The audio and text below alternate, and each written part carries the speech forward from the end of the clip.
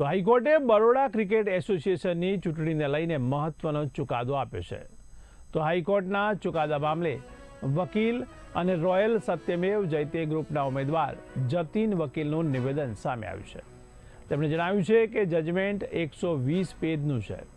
4 ઉમેદવારોને અયોગ્ય જાહેર કર્યા છે, જેમાં અમારા ગ્રુપના 2 ઉમેદવાર છે।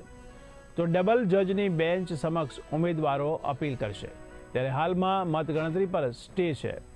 અમે અમારી મિટિંગ રાખી આગળની રણનીતિ નક્કી કરીશું। ચૂંટણી અધિકારીઓએ યોગ્ય અર્થઘટન ન કર્યું એટલે આ કાયદાકીય ગૂંચ ઊભી થઈ છે તેવું તેમણે જણાવ્યું છે। વિવાદિત જજમેન્ટ 120 પાનનું છે, મેં વાંચ્યું અને નામદાર સુપ્રીમ કોર્ટે જે ગાઈડલાઈન આપી હતી એનું વર્ણન સારું કર્યું છે। ઇવન અગાઉના જે જજમેન્ટો નામદાર સુપ્રીમ કોર્ટે જે એક અપીલ ચાલે છે ક્રિકેટ રિલેટેડ BCCIની, એમાં પણ જે જજમેન્ટો આપ્યા એ બધાનો ઉલ્લેખ કર્યો છે અને ઇન્ટરપ્રિટેશન કર્યું છે। અને અનફોર્ચ્યુનેટ 4 ઉમેદવારોને ડિસ્કોલિફાય કર્યા છે। અમારા ગ્રુપના 2 છે। હવે LPA માટે મેં સમય માંગ્યો છે।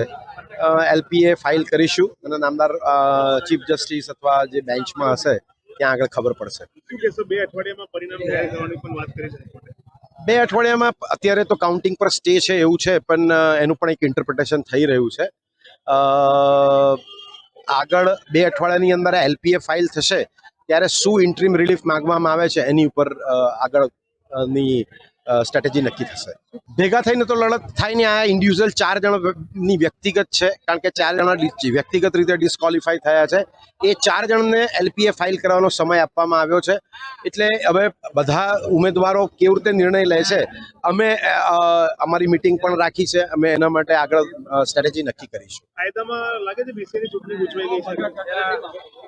કાયદાની પરિભાષામાં જે ઇલેક્શન કમિશનરે જે સાચું ઇન્ટરપ્રિટેશન કરવું જોઈએ અથવા બંધારણને સમજી અને જે મુદ્દાઓ અનુસંધાને જે ઓબ્જેક્શન લેવાયા હતા એનું અર્થઘટન કરવામાં નિષ્ફળ રહેલ હોય એટલે આ કાયદાકીય ગૂંચ ઊભી થઈ છે।